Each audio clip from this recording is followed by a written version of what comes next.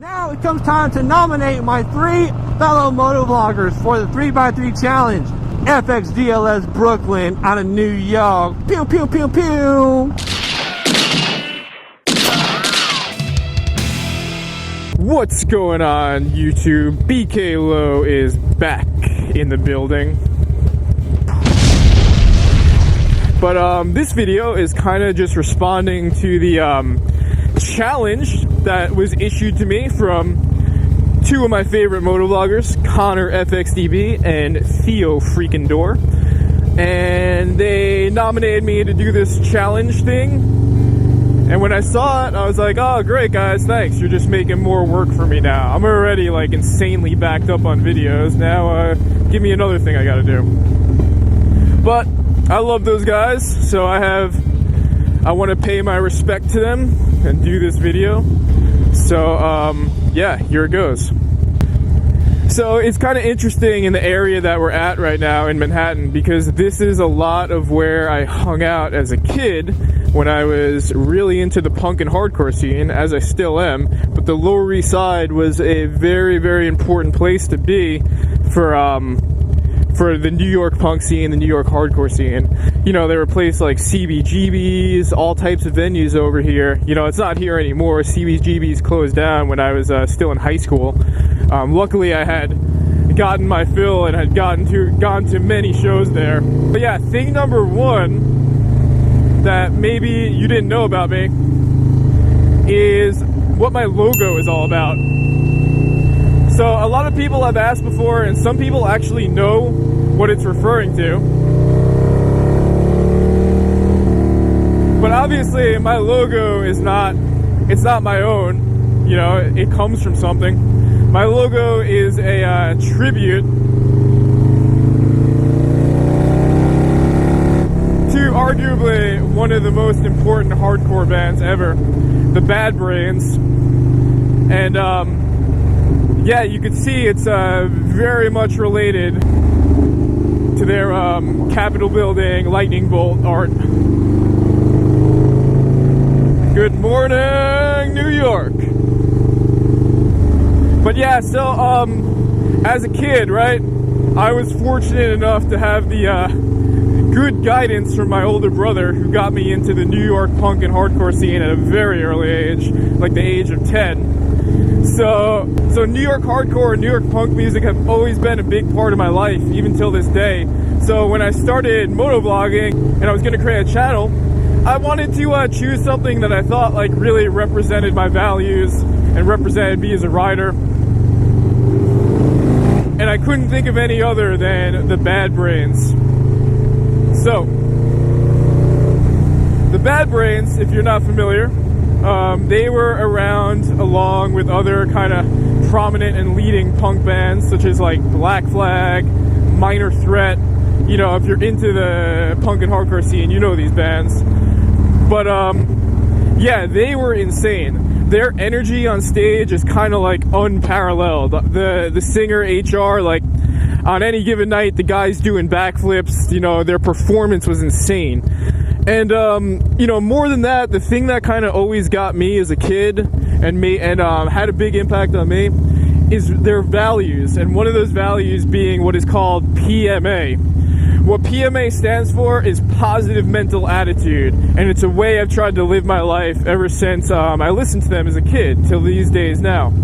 Positive mental attitude means just what it says. It's pretty self-explanatory. So that's why, different from a lot of other like motovloggers, like if someone does something stupid while I'm riding, like if I get cut off really bad or someone like almost tries to kill me on the road or whatever, like you'll notice I very often just kind of like laugh it off or take it as what it is. I don't like freak out and start raising my fist and cursing up a storm or whatever, because like that's just like not how I do it. You know, I'm a little bit more like collected as a rider than that, and like little things like that don't just set me off, you know. And I think that comes from the value of PMA that I've had in my life for a long time. But yeah, at the end of the day, I am a New York punk, and that's part of the reason why I gravitated towards doing something like riding motorcycles. It's a very, very punk thing to do in my mind. Speaking of Starbucks, there is the ancient sacred coffee house. Oh, I just want to pull over there and say my daily prayers over there, but we got places to be. Alright, so yeah, that was kind of a long one, but I really wanted to do that justice, just so you kind of have an idea of where my logo comes from. But that's it, man. It comes straight from the bad brains, straight from New York punk and hardcore. And yeah, check it out. I still have friends these days who are in successful New York hardcore bands, such as Incendiary and Backtrack. So if you're trying to get into it, like, give them a listen. You know, it's probably some of the best stuff out there right now. Okay, so thing number 2 that you probably didn't know about BK Low is BK Low is actually not originally from BK. Oh my god. I, if you haven't figured this out yet, am originally from Long Island. However, my family is originally from Brooklyn, which is where they moved after immigrating here from Sicily. My grandfather actually lived in the same neighborhood that I'm currently living in. So it's kind of a weird thing. Like, they worked really hard to move out of Brooklyn and move to Long Island, and then I just moved right back. So I remember when he was still alive, he was always really confused about that. But yeah, so my family, like I said, we were originally from Brooklyn, but I am the one that came back along with my brother. So I reside here, obviously. So that's why, you know, my folks still live out there. You know, I still have a lot of friends out there. I still love Long Island. You'll see a great deal of Long Island in my videos. Because, you know, never forget your roots, man. Never forget where you came from. But yeah, I think since I have no problem claiming Brooklyn in my name and saying it, because I've been here for 10 years. I've worked really hard here to try to make it a better place. And my family's originally from here, so, you know, I'm not going to go and change my name to Nassau County Low or anything unless you guys want me to. But, yeah, that's just something maybe you didn't know. I'm originally from Long Island, and I love Long Island. It's a great place. If you ever come to New York, make sure you check it out. It's worth checking out. Alright, so moving right along here, the third thing that maybe you didn't know about me as a motovlogger, and that's going to be things I did before I started riding as much as I do now.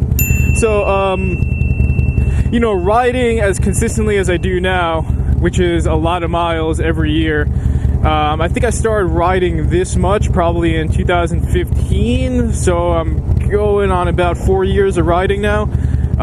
As much as I am now, like, don't get me wrong, I grew up with all sorts of motorized scooters and all sorts of things, but I really got into riding motorcycles, like I said, in 2015. So before I was really into motorcycles, before being really into the New York punk and hardcore scene as a kid and growing up, I was also really, really interested in skateboarding.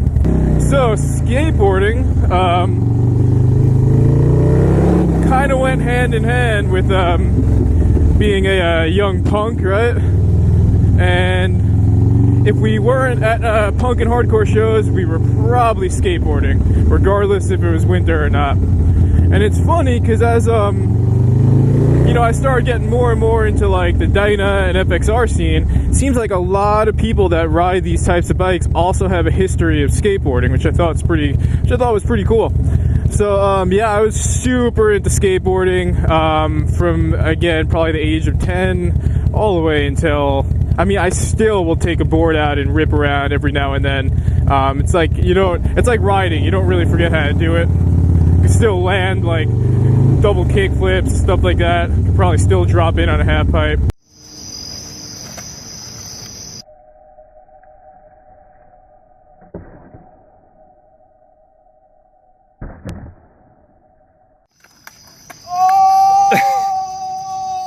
Yeah, man, that's like all I did. It's a lot of skating. You know, New York definitely lends itself to that. There's all types of good spots around here if you're a street skater. And yeah, besides that, the other thing I was really into was paintballing from the same age, probably all the way up until college. I actually went all the way up to the competitive tournament level. And yeah, you know, went all over the place to play in tournaments with a couple teams. You know, went to like California, Canada, Atlantic City, Florida, all types of places just to play tournaments. And that was a big part of my life until about college. By the time college,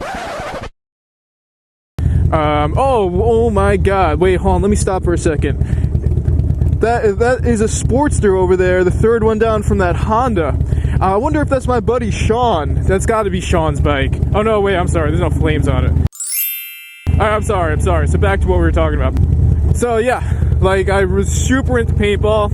And yeah, I thought it was cool. I saw the company Blessed Apparel. They also started making paintball gear. So I thought it's cool that, again, there's like another connection between like riding motorcycles.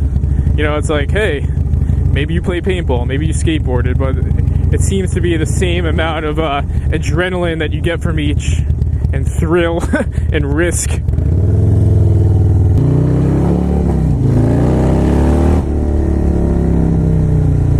And yeah, the cool thing about playing paintball too is like that was another thing that was just like something that me and my dad did together. You know, we both, you know, compete in tournaments together, played on a lot of the same teams, and yeah, it was just like these days, you know, you guys see I ride a lot with my dad. It's like a father-son thing. But before that, like that was kind of our thing that we did to bond together, playing paintball, shooting each other with paintball guns.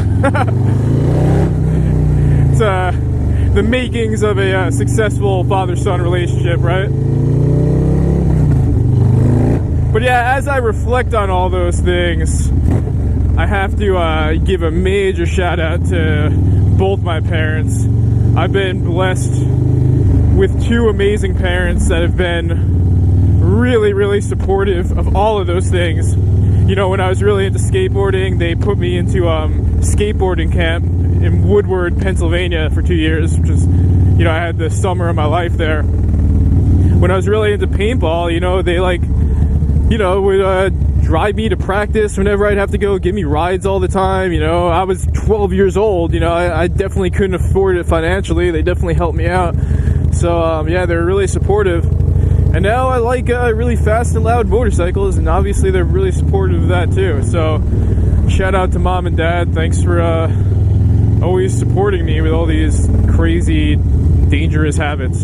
And yeah, so shout out to Connor and Theo Freakendor for nominating me to do this.